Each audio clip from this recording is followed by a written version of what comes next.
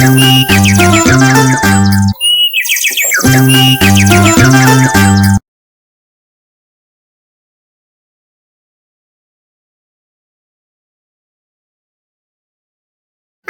ತಮ್ಮ, ಏನ್ ಮಾಡ್ತಾ ಇದ್ಯಾ? ಓಂ ಶಾಂತಿ ಅಣ್ಣಯ್ಯ. ಓಂ ಶಾಂತಿ. ನಾನು ನಿಮ್ಗೋಸ್ಕರ ಕಾಯ್ತಾ ಕುತ್ಕೊಂಡಿದ್ದೆ. ಇವತ್ತು ಬಾಬಾರು ಏನ್ ಪಾಯಿಂಟ್ಸ್ ಹೇಳಿದ್ರು ಅಂತ ತಿಳಿಸ್ತೀರಾ ನೀವು ಅಂತ ಕಾಯ್ತಾ ಇದ್ದೇನಾ? ಲೇ ತಮ್ಮ, ಕಾಯ್ತಾ ಇದ್ದೆ ಅಂತ ನೀನ್ ಆಟ ಆಡ್ತಾ ಇದ್ದೆ ಅಂತ ನನಗೆ ಗೊತ್ತು. ಆಟ ಆಡ್ತಾ ಕಾಯ್ತಾ ಇದ್ದೆ ಅಂತ ಬೇರೆ ಡೈಲಾಗ್ ಹೇಳ್ತೀಯ. ಬಾಬಾ ಇವತ್ತು ಡ್ರಾಮಾದ ಬಗ್ಗೆ ಪಕ್ಕಾ ಇರ್ಬೇಕು ಅಂತ ಹೇಳಿದ್ರು. ಡ್ರಾಮಾದ ಅನುಸಾರ ನಾವು ಸರ್ವಿಸ್ ಅನ್ನು ಕೂಡ ಮಾಡಬೇಕು. ಪರಮಾತ್ಮ ಹೇಳ್ತಾರೆ, ನಾನು ಕೂಡ ಡ್ರಾಮಾದ ಬಂಧನದಲ್ಲಿ ಬಂಧಿತನಾಗಿದ್ದೀನಿ ಅಂತ. ಹಗ್ಗ ಕಟ್ಟಿ ಬಂಧಿತನಾಗಿದ್ದಾರೆ ಅಂದ್ಕೊಳ್ತೀಯಾ? ನಿನ್ಗೇನ್ ಅನ್ನಿಸ್ತಿದೆ ಹೇಳು? ಅಣ್ಣ, ಹಗ್ಗ ಗಟ್ಟಿರೋದಂದ ತಕ್ಷಣ ನನಗೆ ಒಂದು ಆಟ ನೆನಪಾಗ್ತಿದೆ ಅಣ್ಣ. ಹೊಸದಾಗಿ ಈಗಿನ ಕಾಲದಲ್ಲಿ ಅದನ್ನ ಟಗ್ ಆಫ್ ವಾರ್ ಅಂತಾರೆ. ಮೊದಲು ಅದನ್ನ ಸಾಗರ ಮಂಥನ ಮಾಡ್ತಿದ್ರು ನೋಡಿ, ದೇವತೆಗಳು ಅಸುರರು. ಅದು ನೆನಪಾಗ್ತಿದೆ ಅಣ್ಣ. ಪರವಾಗಿಲ್ಲ, ಚೆನ್ನಾಗಿ ನೆನ್ಪಿಟ್ಕೊಂಡಿದ್ಯಾ.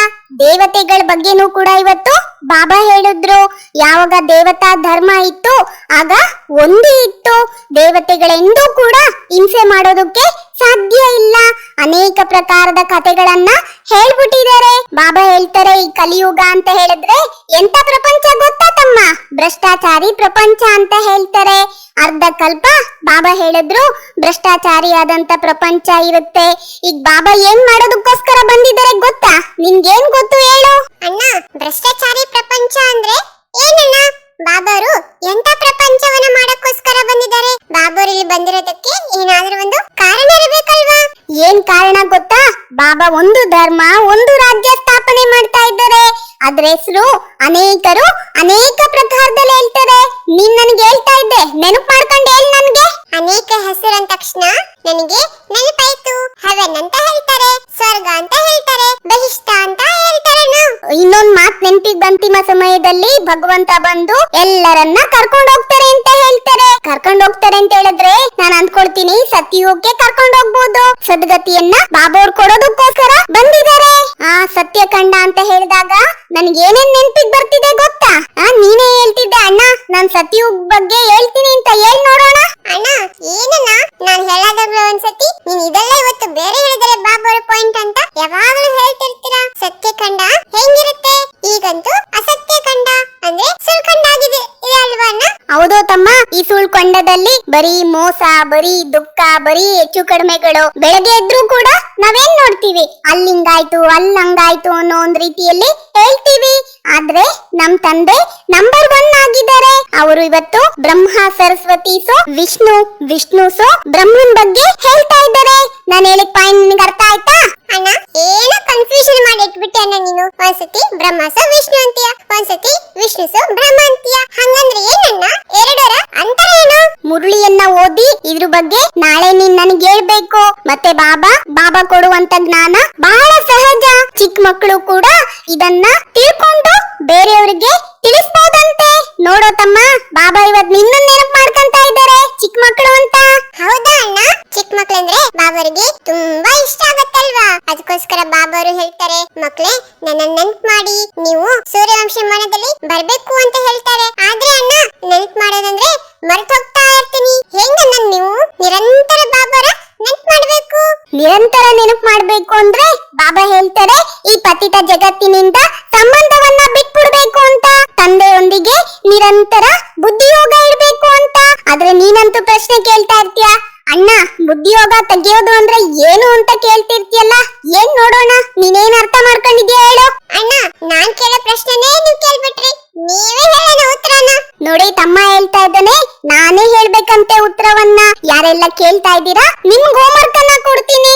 ಕಮೆಂಟ್ ಸೆಕ್ಷನ್ ಅಲ್ಲಿ ಇದ್ರ ಉತ್ತರವನ್ನ ಖಂಡಿತ ಬರೀರಿ. ಬಾಬಾ ಇವತ್ತು ಮಾಲೀಕರನ್ನಾಗಿ ಮಾಡ್ತಾ ಇದ್ದಾರೆ. ಆ ಮಾಲೀಕನನ್ನ ಸ್ಮರಣೆ ಮಾಡೋದ್ರಿಂದ ಜಾಸ್ತಿ ಸಹಯೋಗ ಸಿಗುತ್ತಂತೆ. ಗಾಳಿ ಬರ್ತಾ ಇದೆ ಅನ್ಕೊಳ್ತೀರಾ? ಮಾಯೆಯ ಬಿರುಗಾಳಿ ಎನ್ನೋದು ಬೆಕ್ಕಿನ ರೂಪದಲ್ಲೂ ಕೂಡ ಬರುತ್ತೆ. ಅಂದ್ರೆ ಅದೆಲ್ಲದ್ರಿಂದ ಪಾರಾಗ್ಬೇಕು ಅಂತ ಹೇಳಿದ್ರೆ ತಂದೆಯ ಚಿತ್ರವನ್ನ ಮುಂದೆ ಇಟ್ಕೊಳ್ಬೇಕು. ತಂದೆಯ ಚಿತ್ರ ಮುಂದೆ ಇದ್ದಾಗ ನಾಳೆ ನಾವ್ ಏನ್ ಆಗ್ತೀವಿ ಅನ್ನೋದು ತಮ್ಮ ನೆನಪಿಗೆ ಬರುತ್ತೆ. ನೀನೇನ್ ಮಾಡ್ತೀಯಾ? ನಿನ್ ಪಕ್ಕದಲ್ಲಿ ಬಾಬಾ ಅವ್ರ ಚಿತ್ರ ಇರುತ್ತಾ? ತಮ್ಮ ಹೇಳು. ಅಣ್ಣ, ಚಿತ್ರ ಇಟ್ಕೊಳ್ಬೇಕಾ? ನೀವ್ ಹೇಳ್ತೀರಾ ಬಾಬಾದು ವಿಚಿತ್ರ. ಅವ್ರಿಗೆ ಚಿತ್ರನೇ ಇಲ್ಲ ಅಂತೀರಾ. ಮತ್ತೆ ಬಾಬಾ ಚಿತ್ರವನ್ನ ಹೇಗನ್ನ ನಾವು ಪಕ್ಕದಲ್ಲಿ ಇಟ್ಕೋಬೇಕು ಅಂತಾರೆ. ತಂದೆನು ಯಾರನ್ನ ನೆನ್ಪನ್ನ ಮಾಡ್ತಾರೆ ಗೊತ್ತಾ ತಮ್ಮ? ಬಾಬವರು ಕೂಡ ಅಂತವರನ್ನ ಬಹಳ ಪ್ರೀತಿಯಿಂದ ನೆನಪು ಮಾಡ್ತೀನಿ ಅಂತ ಹೇಳ್ತಾರೆ. ಕಲ್ಪದ ಹಿಂದೆ ನಮ್ಗೇನ್ ನೆನ್ಪಿತ್ತು ಆ ಸ್ಥಿತಿಯನ್ನ ಈಗ ವರ್ತಮಾನ ಸಮಯದಲ್ಲಿ ಬಾಬಾ ಹೇಳ್ತಾ ಇದ್ರು ಶಕ್ತಿಶಾಲಿಯನ್ನಾಗಿ ಮಾಡ್ಕೊಳ್ಬೇಕು. ಬೂಸ್ಟ್ ಇಷ್ಟ ಎನರ್ಜಿ ಅಂತ ಹೇಳ್ತಾರಲ್ವಾ, ಅದಲ್ಲ ಬಾಬಾ ಹೇಳೋದು. ಆತ್ಮಿಕ ಶಕ್ತಿಯನ್ನ ಜಾಸ್ತಿ ಮಾಡ್ಕೊಳ್ಬೇಕು ಅಣ್ಣ. Boost is the secret of my energy ಅಂತ ಹೇಳ್ತಾರೆ. ಅದು ಶರೀರಕ್ಕಾಯ್ತು. ಹಾಗಾದ್ರೆ ಆತ್ಮದ ಎನರ್ಜಿ ಎಲ್ಲಿಂದ ಬರುತ್ತೆ? ಆತ್ಮದ ಶಕ್ತಿ ಬಾಬಾವ್ರ ನೆನಪಿನಿಂದ ಬರುತ್ತೆ ಅಂತ ಹೇಳ್ಬೋದು. ಆದ್ರೆ ಮಾಯೆ ಏನ್ ಮಾಡುತ್ತೆ ಅಂತ ಹೇಳಿದ್ರೆ ಮನ್ಸಲ್ಲಿ ಒಂದಲ್ಲ ಒಂದು ತೂಫಾನನ್ನ ತರ್ತಾ ಹೋಗುತ್ತೆ. ಅದ್ ಬೇಕೆ ಊರೆಲ್ಲ ಸುತ್ತುತ್ತೆ ಅಂತ ಹೇಳಿದಾಗ ಇರೋದೆಲ್ಲ ನನ್ಗೆ ಬೇಕು ಅಂತ ಸಂಕಲ್ಪಗಳನ್ನ ತರ್ತಾ ಹೋಗುತ್ತೆ. ಎಷ್ಟೇ ಬಂದ್ರೂ ಕೂಡ ಬಾಬಾ ಹೇಳ್ತಾ ಇದಾರೆ ಸಂಕಲ್ಪದಲ್ಲೇ ಇರ್ಬೇಕೇ ಹೊರತು ಕರ್ಮದಲ್ಲಿ ತರಬಾರ್ದು ಅಂತ. ಅಣ್ಣ ನೀವೇನೋ ಹೇಳ್ಬಿಡ್ತೀರಾ, ಆದ್ರೆ ಸಂಕಲ್ಪನೂ ಮಾಡಬಾರ್ದು ಅಂತಂದ್ರೆ ಅದ್ ಹೆಂಗನ ಸಾಧ್ಯ? ಅಪ್ಪಿತಪ್ಪಿ ಸಂಕಲ್ಪದಲ್ಲಿ ಬಂದ್ರು ಕೂಡ ಅದು ತಪ್ಪಾಗ್ಬಿಡುತ್ತಾ? ಅಣ್ಣ ನೀವು ಕೋಶ ಚಿತ್ರ ಅಂತ ತೋರಿಸಿದ್ರಿ, ಮನಸ್ಸನ್ನ ಸಮುದ್ರ ರೂಪದಲ್ಲಿ ತೋರಿಸಿದ್ರಿ. ನೀವೇ ಹೇಳಿದ್ರಿ ಮನಸ್ಸು ಯಾವಾಗ್ಲೂ ಯೋಚನೆ ಮಾಡ್ತಾ ಇರುತ್ತೆ, ಸಮುದ್ರದಲ್ಲಿ ಅಲೆಗಳು ಹಂಗ್ ಬರ್ತಾ ಇರುತ್ತೆ ಅಂತ ಹೇಳಿದ್ರಲ್ಲ ಅಣ್ಣ. ಮತ್ತೆ ಹೆಂಗನ ಅದನ್ನ ತಡೆಯೋದು? ಹೆಂಗ್ ತಡಿಬೇಕು ಅಂದ್ರೆ ಉನ್ನತಿ ಮಾಡ್ಕೊಳ್ಬೇಕು ಅಂತ ಹೇಳಿದ್ರೆ ಬಾಬಾ ಕೊಡುವಂತ ಶ್ರೀಮತದಂತೆ ನಡಿಬೇಕು ಅಂತ ಹೇಳಿದ್ರೆ ಈ ಹಳೆ ಪ್ರಪಂಚವನ್ನ ನೋಡದಂತೆ ಕೇಳದಂತೆ ಇರುವಂತ ಅಭ್ಯಾಸ ಮಾಡ್ಕೊಳ್ಬೇಕು. ಎಷ್ಟು ಅಭ್ಯಾಸ ಇದೆ ಅಂತ ಚೆಕ್ ಮಾಡ್ಕೊಳ್ಳೋಣ. ಮಾಡ್ಕೊಂಡಿದ್ಯಾ ಅಣ್ಣ? ಮಾಡ್ಕೊಂಡಿಲ್ಲ. ಇವಾಗ ನೀವು ಹೇಳಿದ್ರಲ್ಲ, ಹಾಗಾದ್ರೆ ಖಂಡಿತ ಮಾಡ್ಕೊಳ್ತೀನಿ. ಫ್ರೆಂಡ್ಸ್ ನೀವು ಕೂಡ ಚೆಕಿಂಗ್ ಮಾಡ್ತಿರಲ್ವಾ? ಒಂದ್ ಕಡೆ ಬಾಬಾ ಹೇಳಿದ್ರು ಚೆಕ್ ಮಾಡ್ಕೊಳ್ಳಿ ಅಂತ, ಇನ್ನೊಂದ್ ಕಡೆ ಬಾಬಾ ಏನ್ ಹೇಳ್ತಿದಾರೆ ಗೊತ್ತಾ ತಮ್ಮ? ಏನೆಲ್ಲ ನೀನ್ ಓದಿದ್ಯಾ ಬರ್ದಿದ್ಯಾ ಅದನ್ನೆಲ್ಲ ಬುದ್ಧಿಯಲ್ಲಿರೋ ಬೂಸನೆಲ್ಲ ಏನ್ ಮಾಡ್ಬೇಕು? ತೆಗ್ದಾಕ್ಬಿಡ್ಬೇಕು ಅಂದ್ರೆ ಏನ್ ಮಾಡ್ಬೇಕು? ಮರಿಬೇಕು ಅಂತ ಹೇಳ್ತಾ ಇದಾರೆ. ಯಾರು ಓದಿಲ್ಲ ಬರ್ದಿಲ್ಲ ಅವರೇ ಬುದ್ಧಿವಂತರು ಅಂತ ಹೇಳ್ತಿದ್ದಾರೆ ತಮ್ಮ. ಅದೇನ ವಿಚಿತ್ರ ಹೇಳ್ತೀರಾ? ಓದಿಲ್ಲ ಅಂದ್ರೆ ಬುದ್ಧಿವಂತರು ಅಂತೀರಾ. ಇಲ್ಲಿ ಓದಿದ್ರೆ ಮರ್ತೋಗ್ಬಿಟ್ರೆ ನಮ್ಮನ್ನ ಫೇಲ್ ಮಾಡ್ಬಿಡ್ತಾರೆ. ನಾವು ಎಲ್ಲಿದ್ದೀರಾ? ಅದಕ್ಕೋಸ್ಕರ ಬಾಬಾ ಸಾಕ್ಷಿಯಾಗಿದ್ದು ಪ್ರತಿಯೊಬ್ಬರನ್ನ ಪ್ರತಿಯೊಂದು ದೃಶ್ಯವನ್ನ ನೋಡ್ಬೇಕು. ಹೇಗೆ ಫುಟ್ಬಾಲ್ ಕ್ರಿಕೆಟ್ ಆಡ್ತಾರಲ್ಲ ಅದನ್ನ ಯಾವ ರೀತಿ ನೋಡ್ತೀವಿ? ಆಟ ಆಡ್ತಾ ಇದ್ದಾರೆ, 6 ಹೊಡಿತಾ ಇದ್ದಾನೆ, 4 ಹೊಡಿತಾ ಇದ್ದಾನೆ ಅಂತ ಪ್ರತಿಯೊಂದು ಜೀವನದಲ್ಲಿ ಬರುವಂತ ಸಮಸ್ಯೆಯನ್ನ ತಿಳ್ಕೊಳ್ಬೇಕು.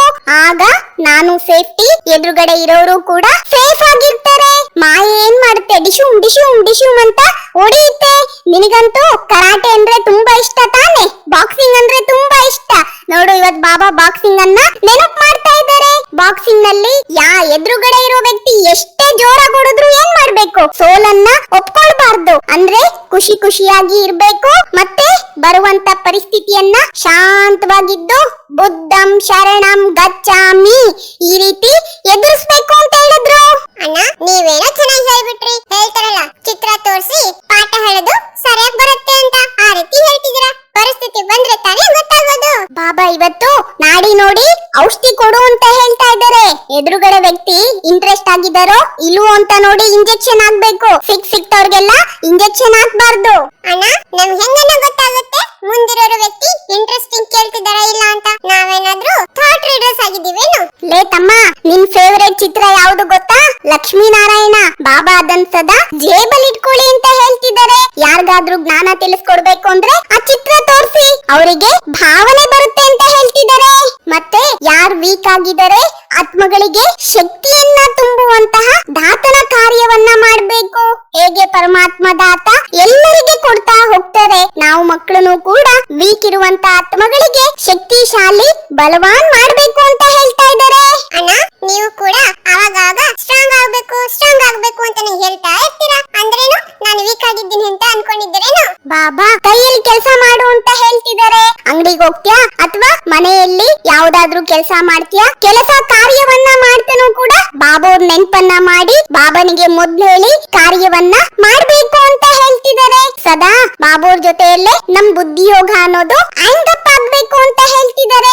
ಆಗ ನಾವು ಅನೇಕರ ಏನ್ ಮಾಡ್ಬೋದು ಹೇಳು? ಏನ್ ಹೇಳಿರ್ಬೋದು? ಯೋಚನೆ ಮಾಡು ನೀನು. ಅಣ್ಣ ಹ್ಯಾಂಗಪ್ ಆಗ್ಬಿಟ್ರೆ ನಮ್ ಕತೆ ಏನಾಗ್ಬಿಡುತ್ತಣ್ಣ? ಹಂಗಲ್ಲ ಕಣೋ ಹೇಳಿದ್ದು. ಬಾಬಾ ಹ್ಯಾಂಗಪ್ ಅಂದ್ರೆ ಕಲ್ಯಾಣ ಮಾಡೋದು ಅಂತ ಹೇಳ್ತಾ ಇದ್ದಾರೆ. ಅನೇಕರ ಕಲ್ಯಾಣ ಮಾಡ್ಬೇಕು ಅಂದ್ರೆ ಬಾಬೂರ ಪ್ರೀತಿಯಲ್ಲಿ ಮುಳುಗ್ಬಿಡ್ಬೇಕು. ಅಣ್ಣ ಹಂಗೆ ಮತ್ತೆ ಏನೇನೋ ಹೇಳ್ಬಿಡ್ತೀರಾ. ನಂಗೆ ಒಂದ್ಸತಿ ನಿಮ್ ಮಾತುಗಳನ್ನ ಕೇಳಿ ಭಯ ಆಗ್ಬಿಡುತ್ತೆ ಗೊತ್ತಾ. ನಮ್ ದೊಡ್ಡಕ್ಕವರು ಇವತ್ತು ಹೋಮ್ವರ್ಕ್ ಅನ್ನ ಕೊಟ್ರು. ಏನ್ ಹೋಮ್ವರ್ಕ್ ಅನ್ನ ಕೊಟ್ರು ಗೊತ್ತಾ? ಸಮಾನವನ್ನ ಬರಿಬೇಕು. ಈ ವಾರದ ಹೋಮ್ವರ್ಕ್ ಏನು ಅಂದ್ರೆ ನಾನು ಸ್ವದರ್ಶನ ಚಕ್ರಧಾರಿ ಆತ್ಮನಾಗಿದ್ದೇನೆ. ಎಷ್ಟು ಸರಿ ಬರಿಬೇಕು ಗೊತ್ತಾ ಈ ಹೋಮ್ವರ್ಕ್ ಅನ್ನ? ಅಣ್ಣ ಎಷ್ಟು ಸರಿ ಬರಿಬೇಕು ಅಂತ ಹೇಳಿದ್ದಾರೆ ಅಂತ ನನಗಂತೂ ಗೊತ್ತಿಲ್ಲ. ಆದ್ರೆ ನಿಮ್ ಬುಕ್ ಅಲ್ಲಿ ನಾನು ಕೌಂಟ್ ಮಾಡಿದೀನಿ. 108 ಅಲ್ಲ 1008 ಸಾರಿ ಬರ್ದಿದ್ದೀರಣ್ಣ. ಸರಿ, ನಾನ್ ಬರ್ದಿದ್ದೀನಿ ಅಂತ ಹೇಳಿದ್ರೆ ನೀನು ಕೂಡ ಬರಿಬೇಕು. ಯಾರೆಲ್ಲ ಕೇಳ್ತಾ ಇದ್ದೀರಾ ತಾವು ಕೂಡ ಬರೆಯೋದಕ್ಕೆ ಪ್ರಯತ್ನ ಪಡಿ. ಆ ಸ್ಥಿತಿಯಲ್ಲಿ ಸ್ಥಿತರಾದಾಗ ಅನೇಕ ಸಫಲತೆ ಎನ್ನುವುದು ಸಿಕ್ಕುತ್ತೆ ಅಂತ ನಮ್ ದೊಡ್ಡಕ್ಕವರು ಬಾಬಾರವರು ಹೇಳಿದ್ದಾರೆ. ನಾನು ಅನ್ಕೊಳ್ತೀನಿ ಇದು ನಿಮ್ಮೆಲ್ಲರಿಗೂ ಕೂಡ ಇಷ್ಟ ಆಯ್ತು ಅಂತ. ಇಷ್ಟ ಆದ್ರೆ ಏನ್ ಮಾಡ್ಬೇಕು ಹೇಳಿ? ಲೈಕ್ ಮಾಡ್ಬೇಕು, ಗೆಳೆಯರಿಗೆ ಫಾರ್ವರ್ಡ್ ಮಾಡ್ಬೇಕು, ಸಬ್ಸ್ಕ್ರೈಬ್ ಆಗೋದನ್ನ ಮರಿಬೇಡಿ.